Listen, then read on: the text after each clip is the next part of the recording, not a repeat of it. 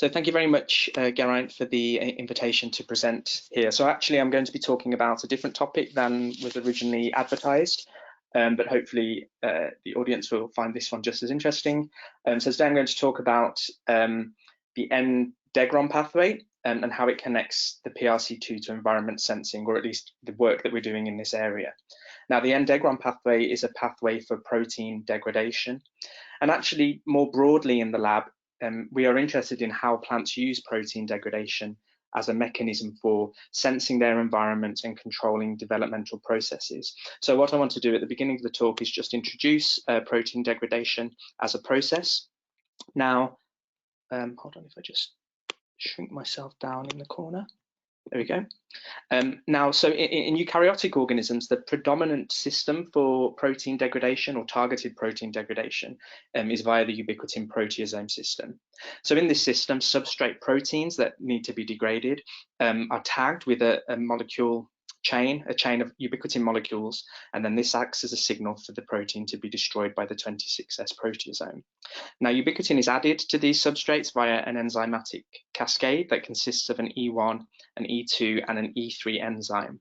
And it's the E3s that provide the substrate binding specificity in this system. E3s then are the enzymes that transfer the ubiquitin over onto the substrate. And we know that in a lot of cases, this interaction only happens in the presence of a particular signal, which adds an extra layer of specificity to the ubiquitin proteasome system. Now, in plants relative to animals, there has been an expansion of the system. So if we consider E3 ligases alone, we can see that in mouse, there are about 580, whereas in Arabidopsis, there are 1,400 approximately. And so this suggests that the system has expanded in the plant kingdom and that it holds a greater importance for plant life, essentially. We now know that the UPS regulates a whole range of different processes throughout the plant life cycle. In fact, most aspects of plant growth and development and environmental interaction are dependent on the ubiquitin proteasome system at some point. I've highlighted some of the different processes here that we know are regulated via this system. Now, because it's so important for the whole range of processes that I've shown here, we know that investigating the UPS in plants does have the potential to identify new and important targets that we could use for crop improvement, whether that's improving development or improving their capacity to adapt to different environmental scenarios. Now, I said that E3 substrate interactions are often signal dependent, and so I'm going to shift over now to one of the signals that I've been interested in for more than 10 years now, and that's oxygen. So oxygen, as we all know, is a very important gas. It's critical for cellular respiration, biochemical reactions, and regulating development in most organisms, actually, so in animals and plants I've highlighted here. But we need to consider how oxygen is delivered to cells and tissues in different organisms. So, for example, in animals, in mammals, we have a dedicated circulatory system that is there to deliver oxygen throughout the body plan. So, for example, mice and humans have a heart and lungs which pumps oxygen throughout the body, which allows oxygenation of their tissues. Now, plants don't have an active system, and in fact, they rely on diffusion alone. So that depends. So essentially, if you're considering the world's smallest flowering plant, like this Wolffia, or the largest plant, the sequoia tree, they are both dependent on diffusion alone to get oxygen throughout their body plans. Now, we know that some plants have special anatomical adaptations that help with oxygen delivery. So, for example, I'm sure most of you are aware of erenchyma, which are hollow tube-like structures that are found in certain species that allow delivery of oxygen from the shoots down through to the roots. And these can either be constitutive or facultative. But also we have to consider the fact that most plants are capable of photosynthesis, and actually they can generate oxygen internally as a byproduct of the photosynthetic reaction. And so they do have that added bonus when you consider how they're able to oxygenate their different tissues. Now, because they're reliant on this diffusion alone, this means that hypoxia can occur quite frequently in plants, and it can occur in different situations. So it can occur in deep tissues. So, for example, if you consider a potato tuber, you can imagine that the inside of the tuber really struggles to receive oxygen being diffused from the outside environment. And so we find internal regions of potato tubers are hypoxic. And we also know that meristematic regions of the plant are hypoxic as well. And that's because these regions are very energy demanding. They're consuming lots of oxygen because they require lots of energy for cell division and growth. And so actually recently, Dan Weitz has referred to this type of hypoxia, this developmentally encoded hypoxia, if you like, as chronic hypoxia. Now, another situation where hypoxia frequently occurs is during flood. So similarly to animals, if a plant is flooded, it can't get enough oxygen. And so this can actually be very detrimental to plant growth and survival. And so we can consider this type of hypoxia as acute hypoxia as opposed to chronic.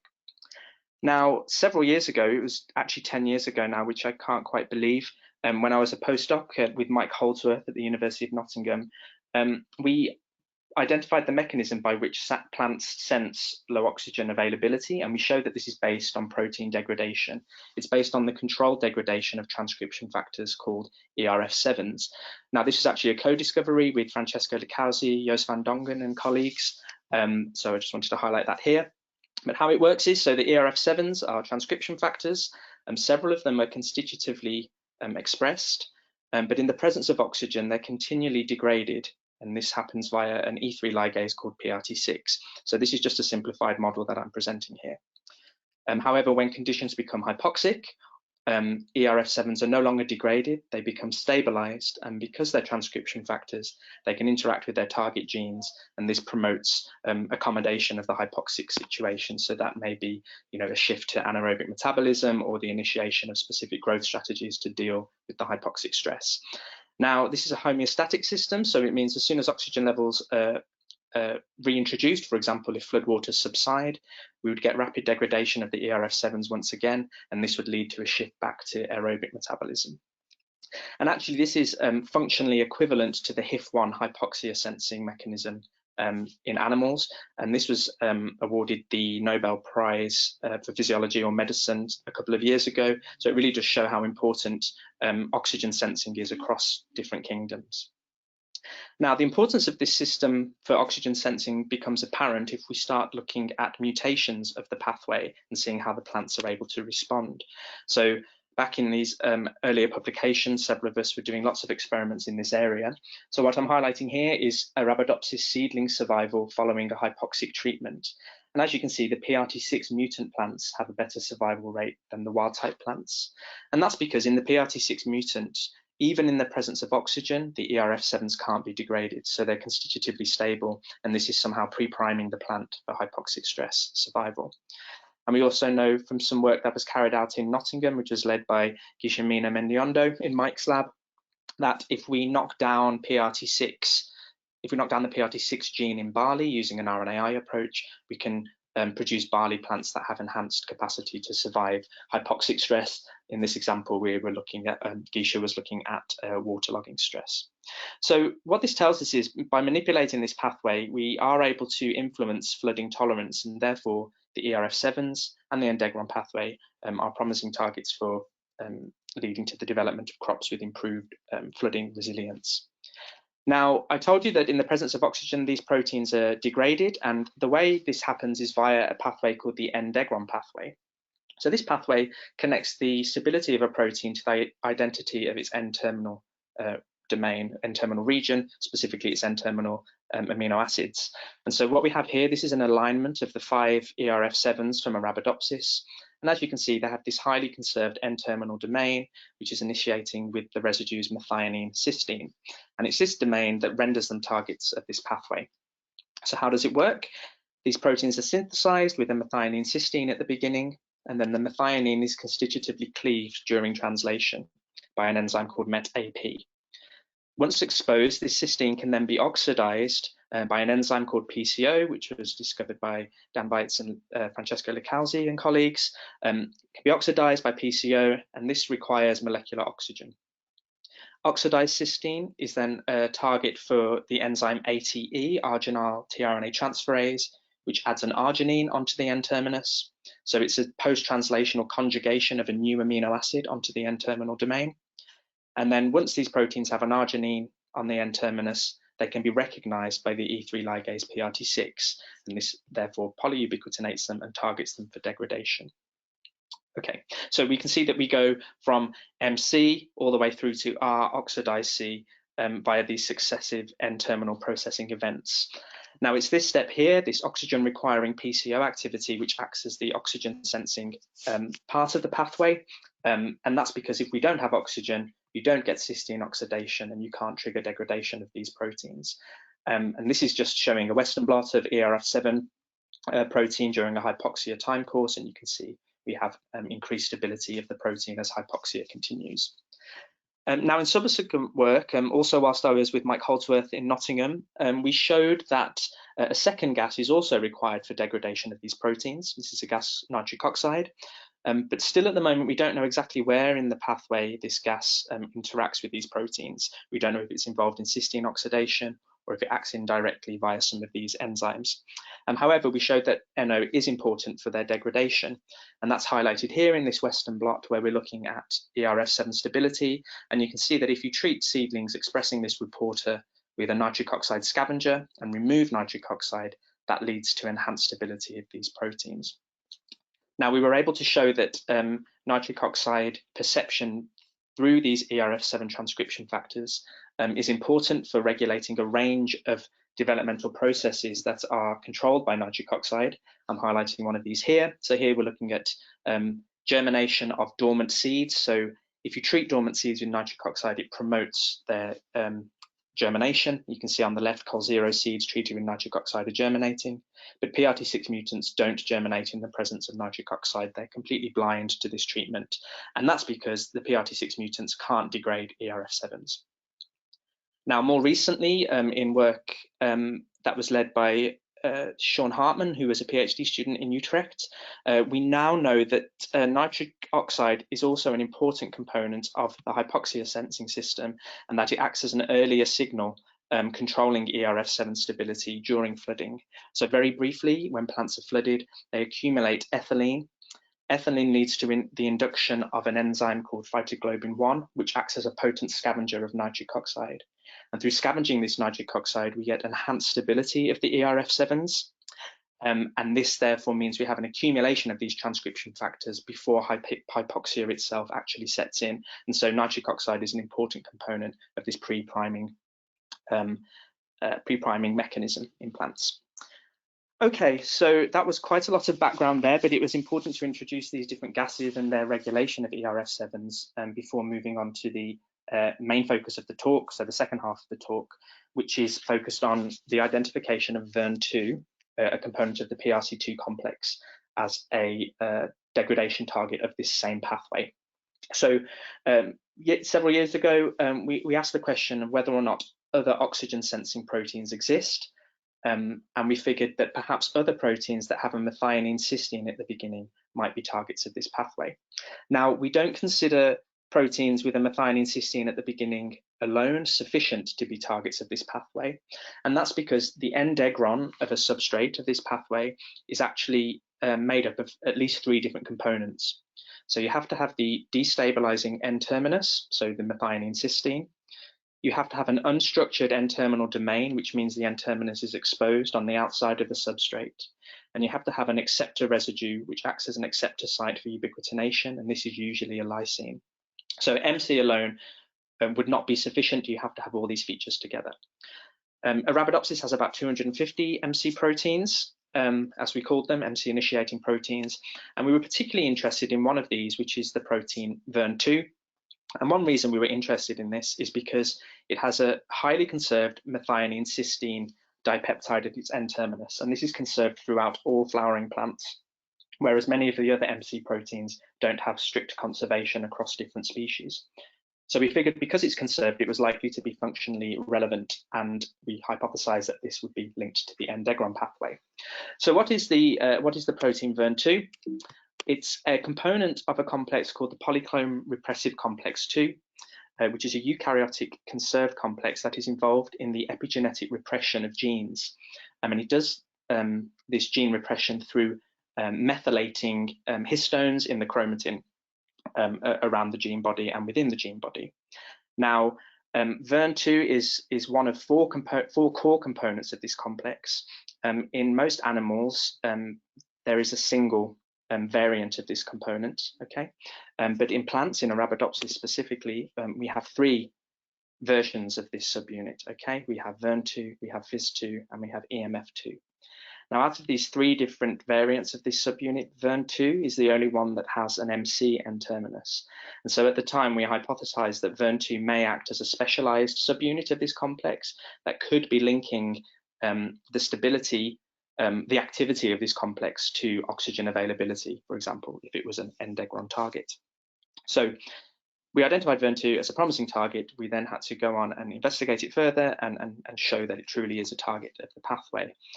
So here I'm just trying to very quickly summarize our results, which showed that it is a target of the pathway. So at the top, I'm showing the pathway again for reference.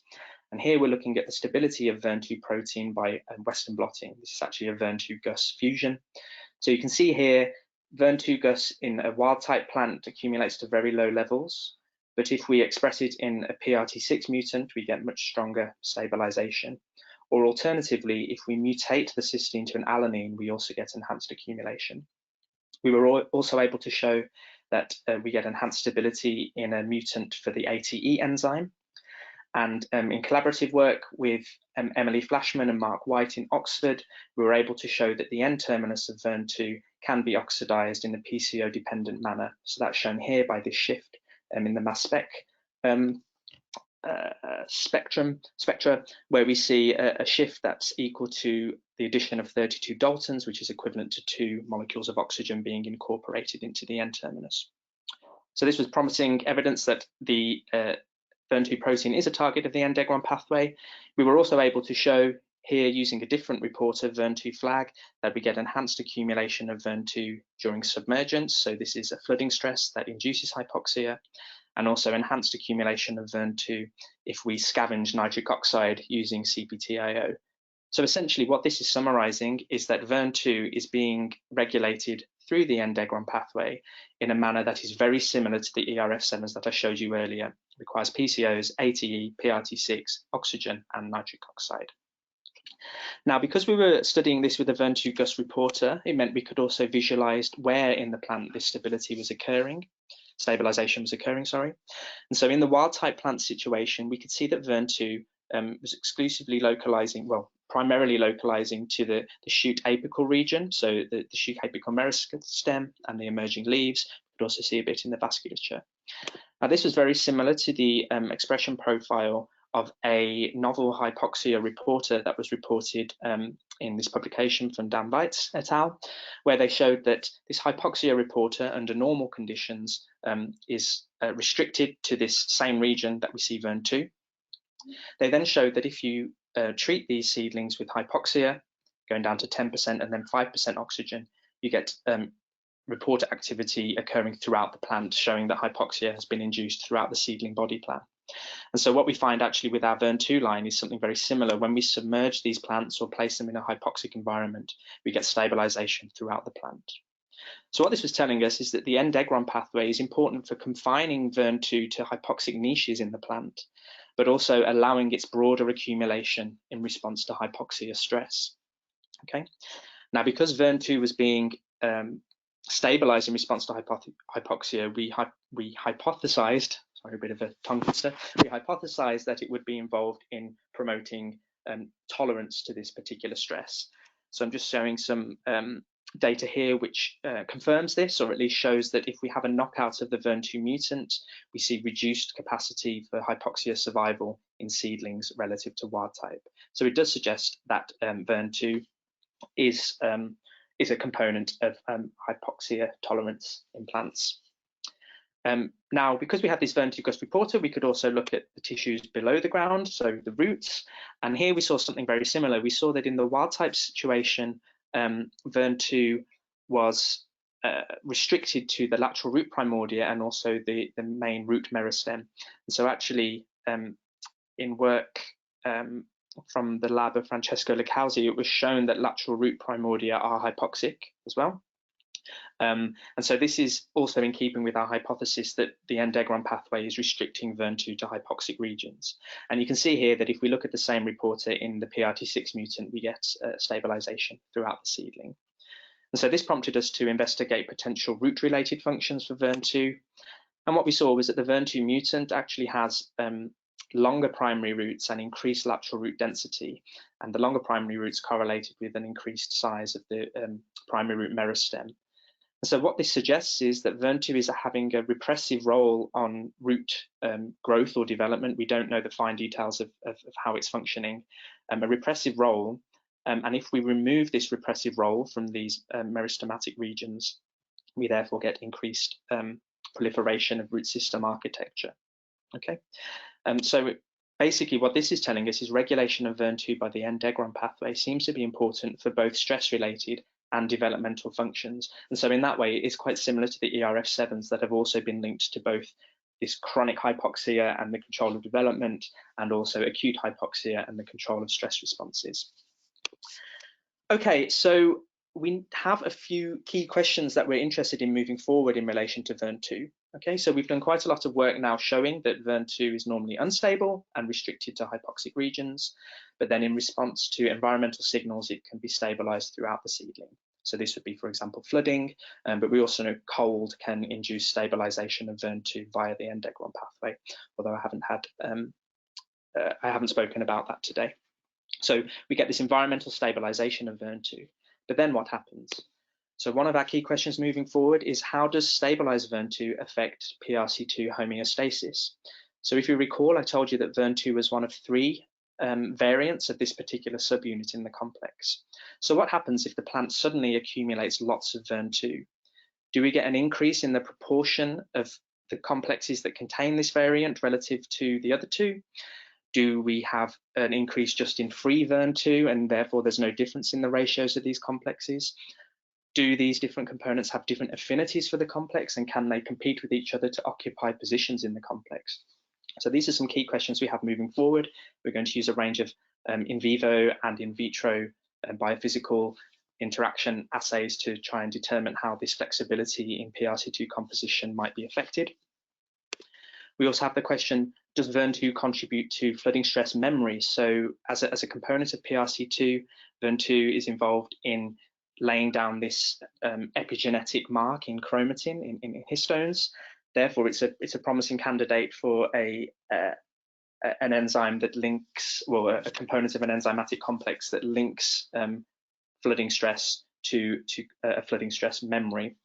Okay, and so actually this is work that's been done by Shaw and Hartman. We already know that wild-type seedlings are capable of exhibiting hypoxia stress memory. So here we see seedlings that have been stressed versus seedlings that have not been stressed as a pre-stress that were then subjected to a stress later on. And you can see the pre-stressed seedlings have better survival rates.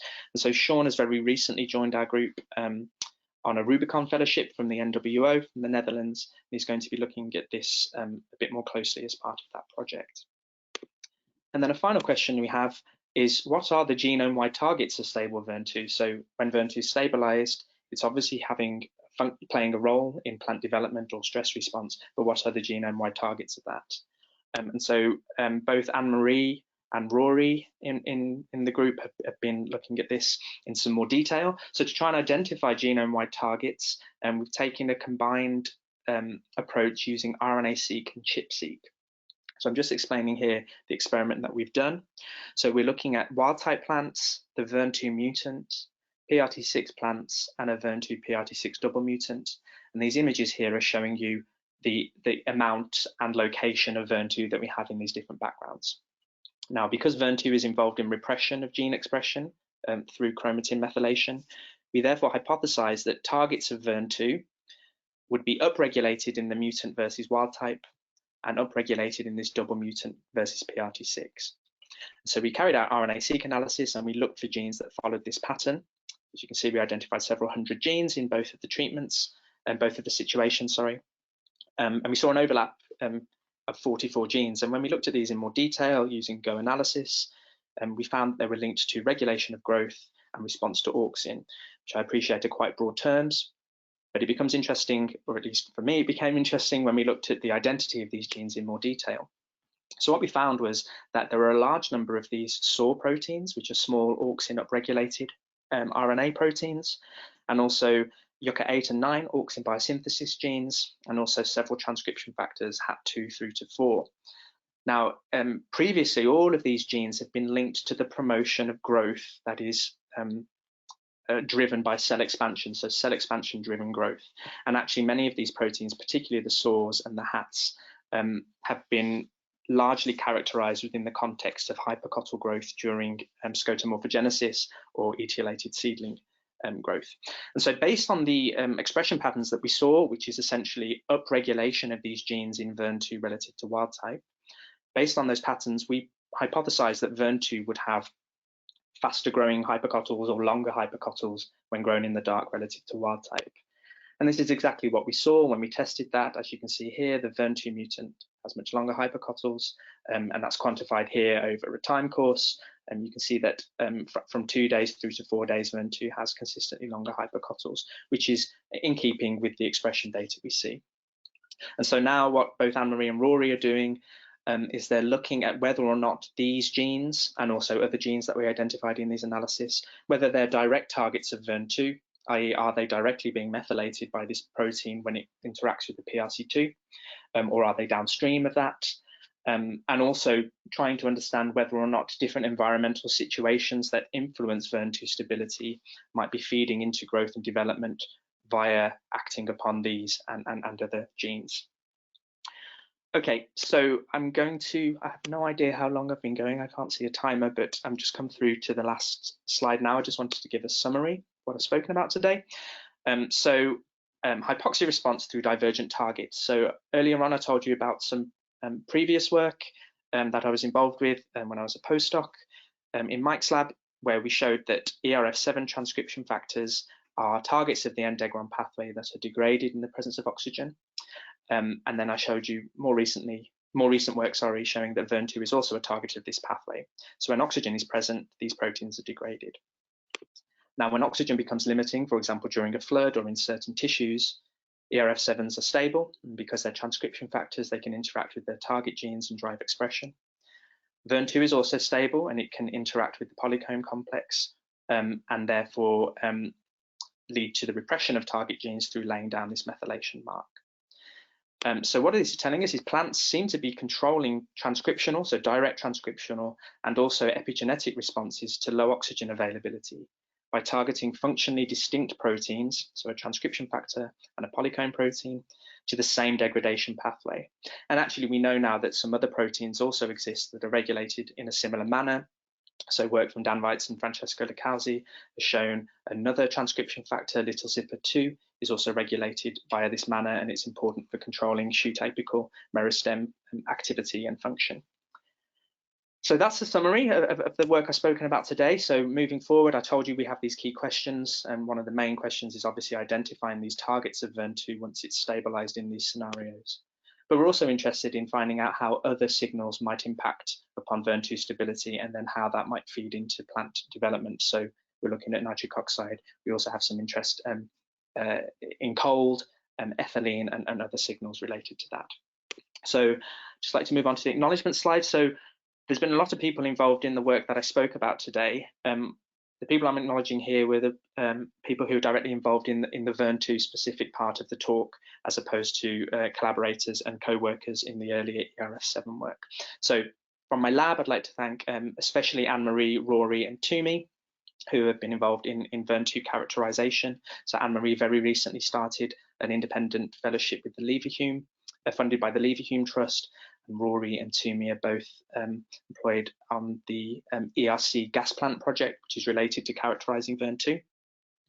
I'd like to thank Mike Holdsworth, who was my postdoc supervisor when I was in Nottingham, and with whom I've kept up a very nice working relationship, and we've worked together on this VERN2 project and are still working together on other projects moving forward, and also Charlene from his group. From Utrecht, I'd like to thank Rens Vesnek and also Sean Hartman, and actually Sean has, like I said, very recently joined our group. He actually started yesterday. Saw a picture earlier today was he planted his very first seedling in the lab, so that was very nice. So Sean has moved here on a fellowship from the NWO, and will be working on VERN2 as a mediator of hypoxia stress memory, amongst other things. And then also thanking Emily Fashman and Mark White from Oxford, who were involved in the characterization of PCO activity towards VERN2, and all the funders as well. So thank you very much for listening. I have no idea how long that was, sorry. No, that's fine, Daniel. Thank you. That's very, very interesting. Thanks for sharing some unpublished stuff and some work to come. Sean's incredible. He's been there a day and he's already got a seedling. Sign that man up. Well. Incredible. So yeah. So if anyone has any questions for Dan, please put them into the chat. I was going to ask something about. I think we might have talked about this before. I can't remember our interactions, but it always seems quite metabolically wasteful to be always recycling these proteins, in an oxygen-rich environment that we live. But then thinking about it more, there's a huge difference between the soil microclimate versus what we see in the shoots. The soils are often in this hypoxic environment. So do you see differences in response between the root and the shoot? Is there more response in the root or in the shoot? Do you see differences there? Yeah, so there does seem to be differential capacity to respond to hypoxia, or at least induce this system in the root versus the shoot. So so for example, we see that roots seem to initiate a hypoxia response more readily, if I remember that correctly. Basically, some of the reporters we've looked at previously, some of the GUS hypoxia reporters, they have differential activities in the root versus the shoot. Now, this isn't something I've looked in major detail myself, so I can't recall the direct details offhand. But yes, there are different sensitivities in the root versus the shoot, and I think that's because, like you said, roots are probably much more likely to encounter hypoxic situations because of soil compaction, because of flooding, whereas the shoots are much less likely to encounter that kind of flooded scenario. But going back to your point about this wastefulness of recycling these, or turning over these proteins all the time, I think we find that quite prevalent in the plant kingdom. Lots of signaling pathways are based on constitutive degradation of proteins when they're not needed. It's hypothetical, but something that's quite often referred to is the fact that maybe it's because plants are able to generate lots of energy through photosynthesis, so they're a bit more, I don't know, they have more energy to expend, but also at the same time, because they're fixed to the ground, they have to have this ability to very rapidly and flexibly adapt. And so maybe, well, it's clear that evolutionarily it was more advantageous to develop these faster responding systems. Absolutely. Okay, so we got a few questions come in. So a question from Matthias Nielsen. He says, very nice talk. Do you have any idea about why certain genes are VERN2 targets? So is there a common DNA motif or anything like that? So I don't know about a common DNA motif. I think there's likely to be lots of different accessory proteins that are important for ensuring there is specificity in binding. And so for example, the classic gene that's known to be regulated by VERN2, which Matthias will know a lot about, is FLC. And I'm sure he knows much more about whether there are these kind of motifs that guide it or not. But VERN2 in that context, in that polycomb context, interacts with another protein, VIN3, and other PHD proteins, and collectively they're involved in targeting to the specific genes. So I think VERN2, as part of the complex on its own, isn't able to necessarily specifically target genes across the genome, and that there's likely to be other factors involved that we don't yet know. But I don't really have an answer for that at the moment. We're still in the process of at least identifying these genome-wide targets. Okay. Question from Suzanne Pauls, and she asks, do you think there's any fundamental difference on a gene regulatory level between chronic and acute hypoxia stress? Fundamental difference? I mean, I think that, like potentially regions of the plant that are usually hypoxic, so this chronic hypoxia, they're likely to have perhaps different sensitivities to it. So maybe the pathway is either disabled or hyper-induced in those regions to help accommodate that hypoxia. The work from Dan Weitz showed that hypoxia is a necessary component of these regions, so the cells need to be hypoxic in order to be functioning correctly. And so I guess there will be a difference, yes, but I don't know the details of that either, sorry. Okay, so a question from a friend of ours, Stephen Spool. He asks a technical question first of all, and then a follow-up. So he's curious about your RNA-seq experiments, whether they on the VERN2 mutants, whether they're on whole plants or on just on meristems. And then he also asks, has hypoxia been related to VERN2 dependent changes in H3, K27, ME3, or other chromatin marks? Okay. So the first question, the RNA-seq, this was done on seedlings. I can't remember if they were 7 days or 10-day-old seedlings, but it was whole seedlings. But actually, as part of the validation of some of the differential gene expression we saw, we have been dissecting the seedlings into different sections. So for example, Rory has been looking at root tip versus whole root and things like that to try and see which regions might be responsible for the main difference we're seeing in these genes. So that was how that experiment was conducted. The second question, have we seen, what was the second part of the question again? So has hypoxia been related to VERN2 dependent changes in H3, K27, ME3?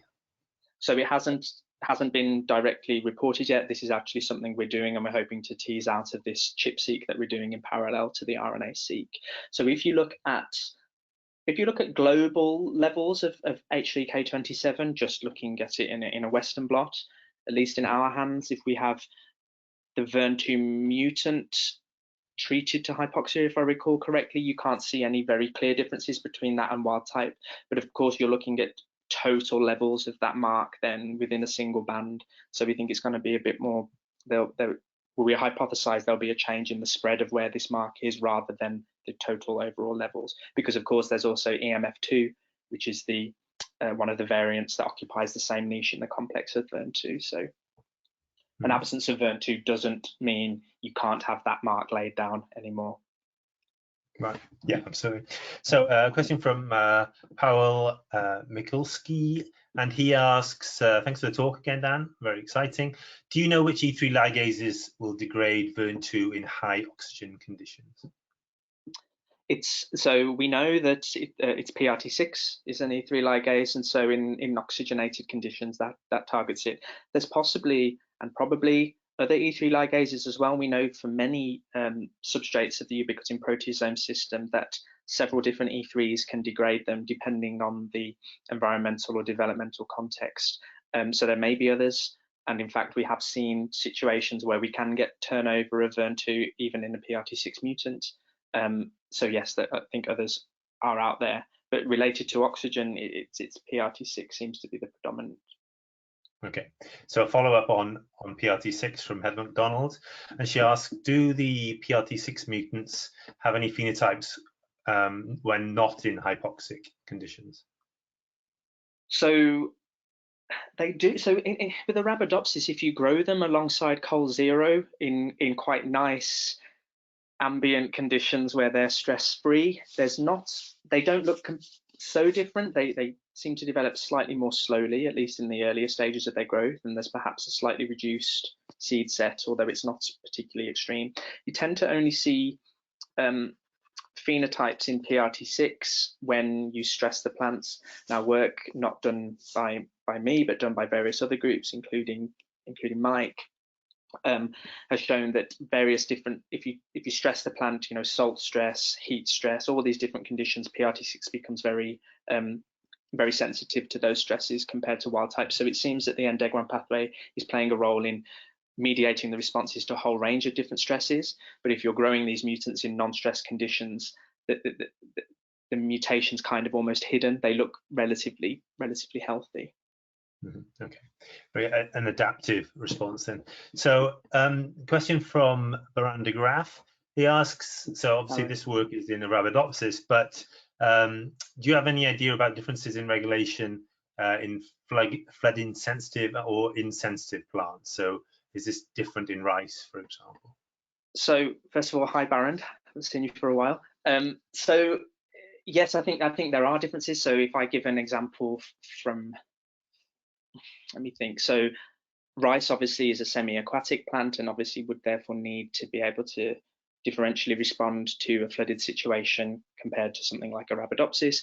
We know, for example, that rice has an expanded family of the ERF7 proteins. So most rice varieties, I think, have about 16 or 18 compared to the 5 in Arabidopsis. So it does suggest there has been selection towards an expansion of at least the ERF7s in rice, and that might help them to adapt to these flooded situations a bit more effectively. And we also know that rice has specialized variants of the ERF7s as well. So there's a famous ERF7 in rice called sub-1A, and actually in previous work we have been able to show that sub-1A is uncoupled from the N-degron pathway, so it has an N-terminus that's very similar, well, almost identical to the Arabidopsis ERF7s, yet it's not targeted by the pathway.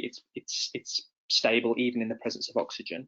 And then some work led by Ming-Che Shi's group in Taiwan has shown that there's a structural basis for this uncoupling from the pathway. So actually the proteins are structured in such a way that the N-terminus is shielded, and that stops them being kind of available for oxygen modification and interaction with subsequent enzymatic steps of the pathway. So I'm kind of lost track of what the original question actually was, but I think there are basically differential sensitivities and responses depending upon the ecological niche that a plant might occupy.